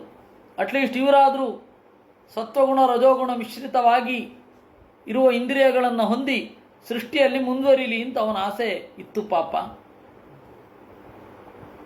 ತೇಪಿ ಪಿತ್ರಾ ತಮಾದಿಷ್ಟಾ ಪ್ರಜಾತರ್ಗೆ ಧೃತವ್ರತಾಃ ನಾರಾಯಣ ತರೋ ಜಗ್ಮುಹು ಯತ್ರ ಸಿದ್ಧಾಸ್ತು ಪೂರ್ವಜಾಃ. ಅವರು ತಂದೆಯ ಅಣತಿಯನ್ನು ಪಡೆದು ಸೃಷ್ಟಿಯನ್ನು ಮುಂದುವರಿಸಬೇಕು ಅನ್ನುವ ವ್ರತವನ್ನು ತೊಟ್ಟು ನಾರಾಯಣ ಸರೋವರಕ್ಕೆ ಹೋದ್ರಂತೆ. ತಮ್ಮ ಅಣ್ಣಂದಿರು ಎಲ್ಲಿ ಹೋಗಿ ಕಣ್ಮರೆಯಾದರೂ ಅಲ್ಲಿಗೆ ಇವರು ಹೋದರು. ತದುಪಸ್ಪರ್ಶನಾದೇವ ವಿನಿರ್ಧೂತಮಲಾಚಯಾ ಜಪಂತೋ ಬ್ರಹ್ಮ ಪರಮಂ ತೇ ಪುಸ್ತತ್ರ ಮಹತ್ತಪಃ. ತದುಪಸ್ಪರ್ಶನಾದೇವ, ನೋಡಿ 2ನೇ ಬಾರಿಯೂ ಹೇಳ್ತಾ ಇದ್ದಾರೆ. ಹೋಗಿ ನಾರಾಯಣ ಸರೋವರದ ನೀರನ್ನು ಮುಟ್ಟಿದ ಕೂಡಲೇ ವಿನಿರ್ಧೂತ ಮಲಾಶಯಾ, ಹಿಂದಿನಂತೆಯೇ ಇಂದ್ರಿಯ ಎಲ್ಲ ಶುದ್ಧ ಆಗಿ ಹೋಯಿತು. ಮನಸ್ಸು ಶುದ್ಧ ಆದರೆ ಮುಗಿತಲ್ಲ. ವಿನಿರ್ಧೂತ ಅಮಲಾಶಯಾ ಪರಮಂ ಬ್ರಹ್ಮ ಜಪಂತಹ, ಪರಮಾತ್ಮನನ್ನ ಕುರಿತು ಜಪಿಸುತ್ತಾ ತಪಸ್ಸು ಮಾಡಿದರು. ಶಬಳಾಶ್ವ ಅಂತ ಹೆಸರಿಟ್ಟಿದ್ದಷ್ಟೇ. ಆ ನಾರಾಯಣ ಸರೋವರದ ನೀರನ್ನು ಮುಟ್ಟಿದ್ರು, ಆ ಶಬಳತ್ವ ಹೊರಟ. ಶಬಳ ಅಂತಂದರೆ ಹಲವಾರು ಬಣ್ಣಗಳು ಮಿಕ್ಸ್ ಆಗಿದ್ದರೆ ಅದನ್ನು ಶಬಳ ಅಂತ ಕರೀತಾರೆ. ಯಾವ ಉದ್ದೇಶದಿಂದ ಅವರಪ್ಪ ಹೆಸರಿಟ್ನೋ ಆ ಹೆಸರೇ ಬರದೇ ಆಗಿ ಹೋಯ್ತು, ಶಬಳಾಶ್ವ ಅಂತ. ಅಭಕ್ಷ ಕತಿಚಿನ್ಮಾತಾನ್ ಕತಿಚಿದ್ವಾಯು ಭೋಜನಾ, ಕೆಲವು ಮಾಸಗಳ ಕಾಲ ಕೇವಲ ನೀರನ್ನು ಕುಡಿತ. ಕತಿಚಿದ್ವಾಯು ಭೋಜನಾ, ಕೆಲವೊಮ್ಮೆ ಕೇವಲ ಗಾಳಿಯನ್ನು ಸೇವಿಸುತ್ತಾ. ಆರಾಧಯನ್ ಮಂತ್ರಮಿಮಂ ಅಭ್ಯಸಂತ ಇಡಸ್ಪತಿಂ, ಈ ಮಂತ್ರವನ್ನು ಜಪ ಮಾಡ್ತಾ ಇದ್ರು. ದೇವರನ್ನು ಕುರಿತು ಈ ಮಂತ್ರವನ್ನು ಜಪ ಮಾಡ್ತಾ ಇದ್ರು. ಓಂ ನಮೋ ನಾರಾಯಣಾಯ ಪುರುಷಾಯ ಮಹಾತ್ಮನೇ ವಿಶುದ್ಧ ಸತ್ವಧಿಷ್ಣ್ಯಾಯ ಮಹಾಹಂಸಾಯ ಧೀಮಹಿ. ನಮೋ ನಾರಾಯಣಾಯ, ದೋಷಗಳ ಕೊರತೆ ಇರದ, ದೋಷಗಳೆಂಬ ಕೊರತೆ ಇರದ, ಅಂತರ್ಯಾಮಿಯಾದ, ಹಿರಿದಾದ ವ್ಯಕ್ತಿಯಾಗಿರುವ, ಶುದ್ಧವಾದ ಬಲಜ್ಞಾನಗಳ ನೆಲೆಯಾದ ಮಹಾಹಂಸಾಯ, ಗುಣಗಳ ಸಾರಭೂತನಾದ ದೇವರನ್ನು ಧ್ಯಾನ ಮಾಡ್ತೇವೆ. ಇತಿ ತಾನಪಿ ರಾಜೇಂದ್ರ ಪ್ರಜಾ ಸರ್ಗಧಿಯೋ ಮುನಿ ಉಪೇತ್ಯ ನಾರದ ಪ್ರಾಹ ವಾಚಕೂಟಾನಿ ಪೂರ್ವವತ್. ಈ ರೀತಿಯಾಗಿ ಪ್ರಜಾಸರ್ಗಧಿಯ, ಪ್ರಜೆಗಳನ್ನು ಪರಂಪರೆ ಮುಂದುವರಿಸಬೇಕು, ಪ್ರಜೆಗಳ ಪರಂಪರೆಯನ್ನು ಅಂತ ಅವ್ರಿಗೂ ಇತ್ತು. ನಾರದರು ಬಂದರು, ವಾಚಕೂಟಾನಿ, ಒಗಟುಗಳನ್ನು ಹಿಂದಿನಂತೆಯೇ ಹೇಳಿದರು. ಕೂಟ ಶ್ಲೋಕ ಅಂದರೆ ಒಗಟಿನ ಶ್ಲೋಕ ಅಂತ ಅರ್ಥ.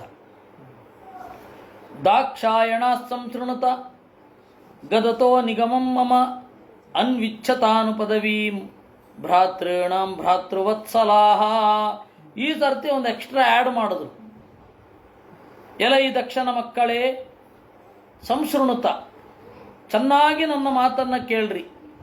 ಅನ್ವಿಚ್ಛತಾನು ಪದವೀಂ ಭ್ರಾತೃಣಾಂ ಭ್ರಾತೃವತ್ಸಲಾಹ. ನಿಮ್ಮ ಅಣ್ಣಂದಿರು ಹೋದ ದಾರಿಗೆ ಹೋಗ್ರಿ ಅಂತ ಹೇಳಿಬಿಟ್ರು.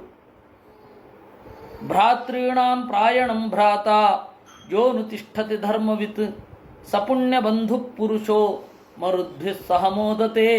ಒಳ್ಳೆಯ ದಾರಿಯಲ್ಲಿ ನಡೆಯುವ ಅಣ್ಣನ ಬೆನ್ನು ಹಿಡಿದು ಹೊರಟ ತಮ್ಮ ದೇವತೆಗಳಿಂದ ಪೂಜ್ಯನಾಗುತ್ತಾನೆ. ಏತಾವದುಕ್ತ್ವಾ ಪ್ರಯಯೌ ನಾರದಃ ಅಮೋಘದರ್ಶನಃ ತೇಪಿ ಚಾನ್ವಗಮನ್ ಮಾರ್ಗಂ ಭ್ರಾತೃಣಾಮೇವ ಮಾರಿಚ. ಏತಾವದುಕ್ತ್ವಾ, ಈ ರೀತಿಯಾಗಿ ನುಡಿದು ನಾರದರು ಹೊರಟರು. ಅವರ ಅಮೋಘ ದರ್ಶನ, ಅವರ ಕಾಣಿಕೆ ವ್ಯರ್ಥವಾಗಿದ್ದೇ ಇಲ್ಲ. ನಾರದರು ಅಂದರೆ ಕನ್ನಡಿಯ ಹಾಗೆ, ಯಾರ್ಯಾರು ಎದುರುಗಡೆ ಏನೇನು ಕೇಳಿಸ್ಕೋತಾರೋ ಅದಕ್ಕೆ ಹೀಗಾಗತ್ತೆ. ತೇಪಿಚ ಅನ್ವಗಮನ್ ಮಾರ್ಗಂ. ಸರಿ, ಶಬಳಾಶ್ವರು ಹೊರಟರು. ಅವರ ಅಭಿವ್ಯಕ್ತಿ ಆಯ್ತಾ ಇಲ್ವಾ? ನಾರದರಿಂದ ಅವರವರ ಸ್ವಭಾವದ ಅಭಿವ್ಯಕ್ತಿ. ಕಂಸನ ಮುಂದೆ ನಿಂತುಕೊಂಡ್ರೆ ಕಂಸನ ಸ್ವಭಾವದ ಅಭಿವ್ಯಕ್ತಿ ನಾರದರಿಂದ.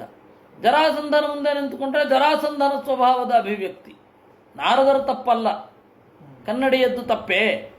ನಮ್ಮ ಮುಖ ಸೊಟ್ಟಗಿದ್ರೆ ಕನ್ನಡಿಯನ್ನು ಹೊಡೆದ್ರೆ ಏನರ್ಥ? ನಾರದರು ಅಂದರೆ ಹಾಗೆ.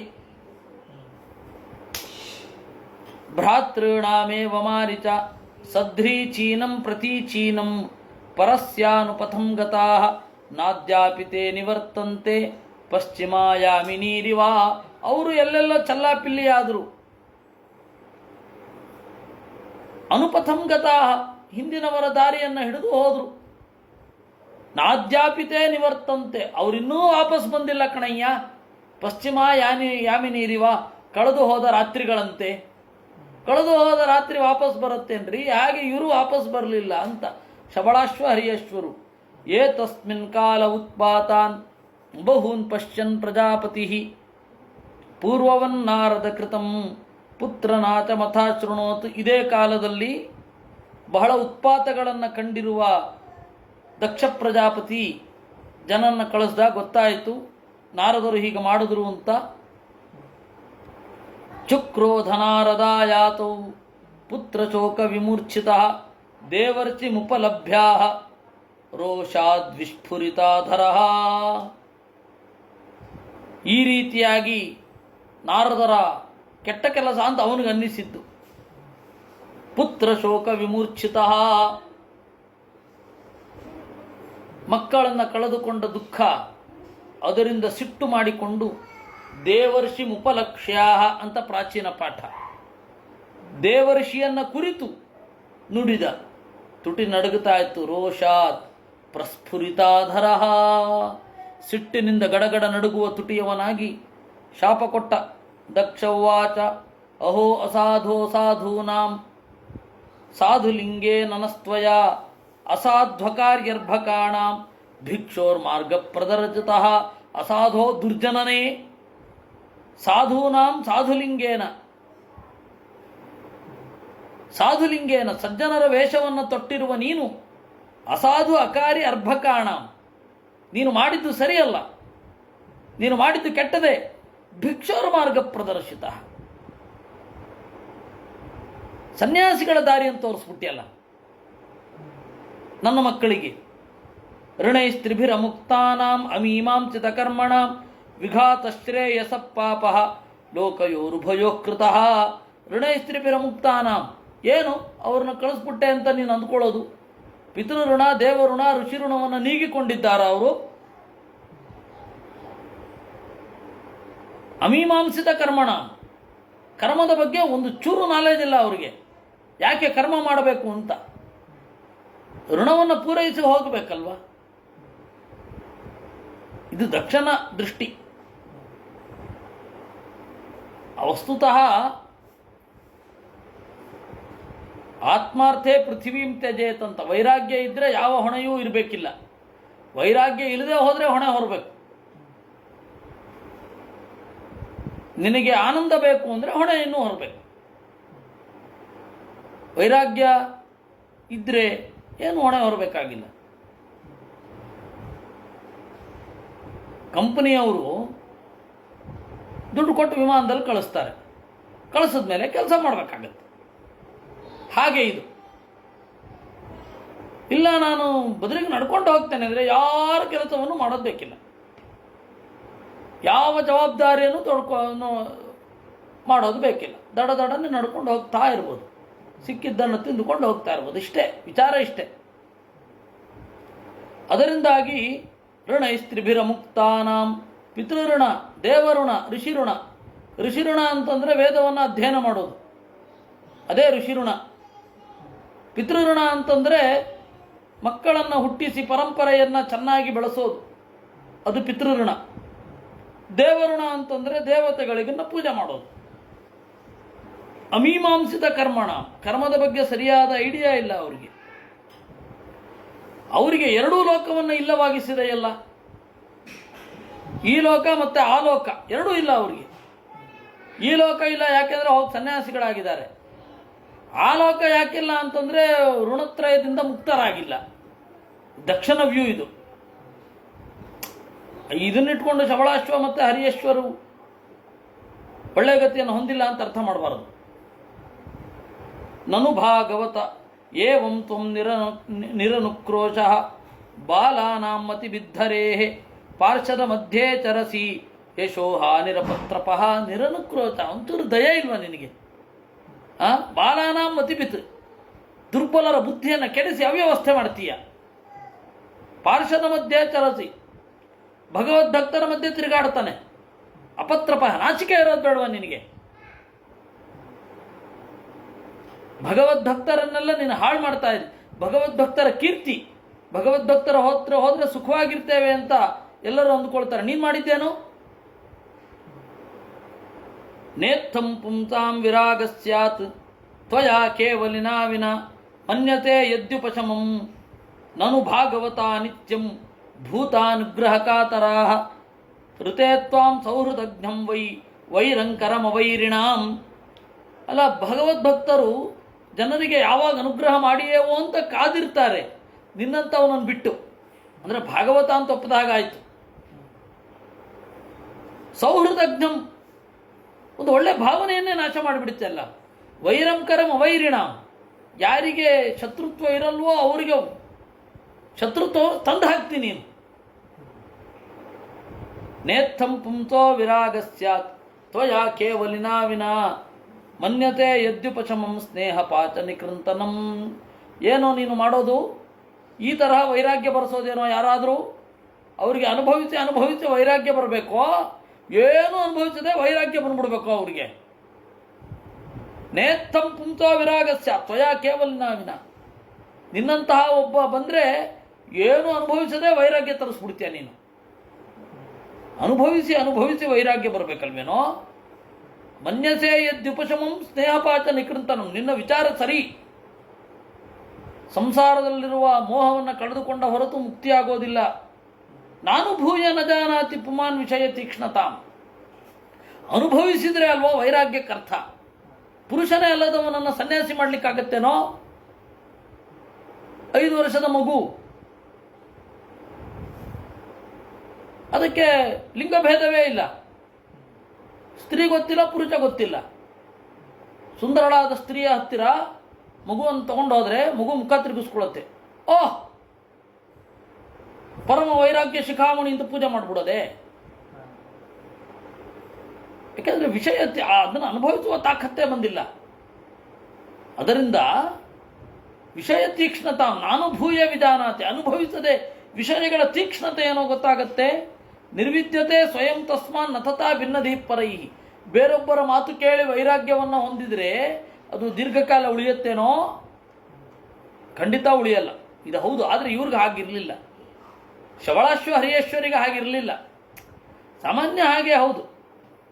ಯಾರದೋ ಮಾತಿನಿಂದ ಸನ್ಯಾಸ ತೆಗೆದುಕೊಂಡು ಆಮೇಲೆ ಸನ್ಯಾಸ ಬಿಟ್ಟ ಬೆಂಡೆಕಾಯಿ ಸ್ವಾಮಿಗಳ ಕಥೆ ಕೇಳಲಿಲ್ವೇ? ಯಾರೋ ಒಬ್ಬರು ಮಾಸ್ಟರ್ ಇದ್ರಂತೆ, ಅವರಿಗೆ ಬೆಂಡೆಕಾಯಿ ಹುಳಿ ಅಂದರೆ ಪ್ರಾಣ. ಒಂದು ಸರ್ತಿ ಹೆಂಡತಿ ಬೆಂಡೆಕಾಯಿ ಹುಳಿ ಮಾಡಲಿಲ್ಲ, ಸನ್ಯಾಸ ತಗೊಂಡ್ಬಿಟ್ರು. ಆಮೇಲೆ ವಾಪಸ್ಸು ಬಂದ್ಬಿಟ್ರು. ಅದು ಬೇರೆ. ಹಾಗಾಗತ್ತೆ ಕೆಲವೊಮ್ಮೆ. ಅದರಿಂದ ಬೇರೆಯವರು ಏನೋ ಹೇಳಿದಾಗ ಆತುರದಿಂದ ಸನ್ಯಾಸ ತಗೊಳ್ಳೋದು ಸರಿಯಲ್ಲ. ಅವರು ಸನ್ಯಾಸ ತಗೊಂಡ್ಬಿಟ್ಟಿದ್ದಾರೆ. ನನ್ನ ಮಕ್ಕಳು 20,000 ಮಂದಿ ಎಲ್ಲಿ ಹೋದ್ರು ಅಂತ ಗೊತ್ತಿಲ್ಲ. ಎನ್ನಸ್ತ್ವಂ ಕರ್ಮಬದ್ಧಾನಾಂ ಸಾಧೂನಾಂ ಗೃಹಮೇಧಿನಾಂ ಕೃತವಾನತಿ ದುರ್ಮರ್ಷಂ ವಿಪ್ರಿಯಂ ತಚ್ಚಮರ್ಷಿತಂ. ನಾವು ಕರ್ಮಬದ್ಧರು, ಅದಕ್ಕಾಗಿಯೇ ಈ ಭೂಮಿ ಮೇಲಿರೋರು ಕಣೋ. ನಮಗೆ ಬ್ರಹ್ಮದೇವರು ನಮ್ಮಪ್ಪ ಆಜ್ಞೆ ಮಾಡಿದ್ದಾರೆ, ಸಂತತಿಯನ್ನು ಮುಂದುವರಿಸ್ಬೇಕಾದ್ರೆ ನಾನು ಏನೋ ಒಬ್ಬರನ್ನು ತಯಾರು ಮಾಡೋದು ನೀನು ಬಂದು ಬಿಡಿಸ್ಬಿಡ್ತೀಯಲ್ಲ. ಕೃತವಾನಸಿ ದುರ್ಮರ್ಷಂ, ಸಿಟ್ಟು ಬರೆಸಿದ್ದೀಯ. ಆ ಅತ್ಯಂತ ಅಪ್ರಿಯವಾದದ್ದನ್ನು ನಾನು ಸಹಿಸಿದ್ದೇನೆ. ತಂತು ಕೃತ್ತನಯಾನಾಂ ತ್ವಮ ಅಭದ್ರಮತರ ಪುನಃ ತಸ್ಮಾಲ್ ಲೋಕೇಶು ತೇ ಮೂಢ ನ ಭವೇದ್ ಭ್ರಮತಪ್ರದಂ. ನೀನು